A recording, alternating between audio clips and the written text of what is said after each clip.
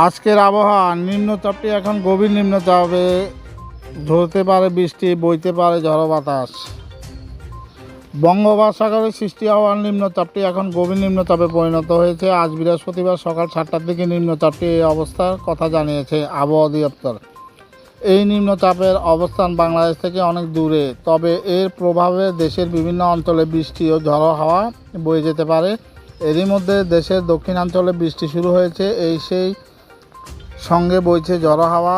তবে বৃষ্টি আগামীকাল আরও বাড়তে পারে। আবহাওয়া অধিদপ্তর আবহাওয়াবিদ মোহাম্মদ বজলুর রশিদ আজ সকালে মিডিয়াকে এই তথ্য দেন। গভীর নিম্নচাপটির অবস্থানে এখন ভারতের উড়িষ্যা রাজ্য সংলগ্ন উপকূলে, এটা বাংলাদেশ থেকে অনেক দূরে। নিম্নচাপের প্রভাবে সাগর এখন উত্তাল, তাই এরই মধ্যে চট্টগ্রাম, মংলা ও পায়রা সমুদ্র বন্দর ও কক্সবাজারে 3 নম্বর স্থানীয় সতর্ক সংকেত দেখিয়ে যেতে বলা হয়েছে।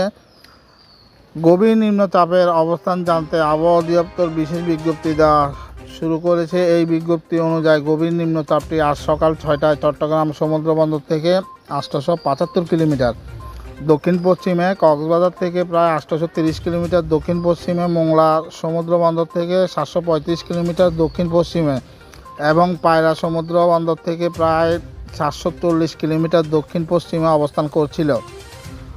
আরও উত্তরে পশ্চিমে এগোনোর সম্ভাবনা আছে। এর প্রভাবে বঙ্গোপসাগরে বাংলাদেশের উপকূলীয় এলাকায় সমুদ্র বন্দরগুলোর ওপর দিয়ে দমকা ঝড়ো হাওয়া বয়ে যেতে পারে।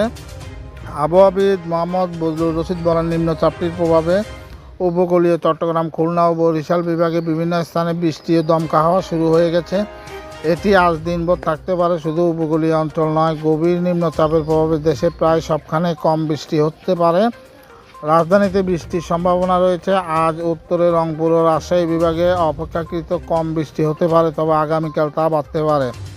সর্বশেষ 24 ঘন্টার দেশে সর্বোচ্চ বৃষ্টি হয়েছে পটুয়াখালী খেপুপাড়ায় 95 মিলিমিটার, রাজধানীতে প্রায় 12 মিলিমিটার বৃষ্টি হয়েছে।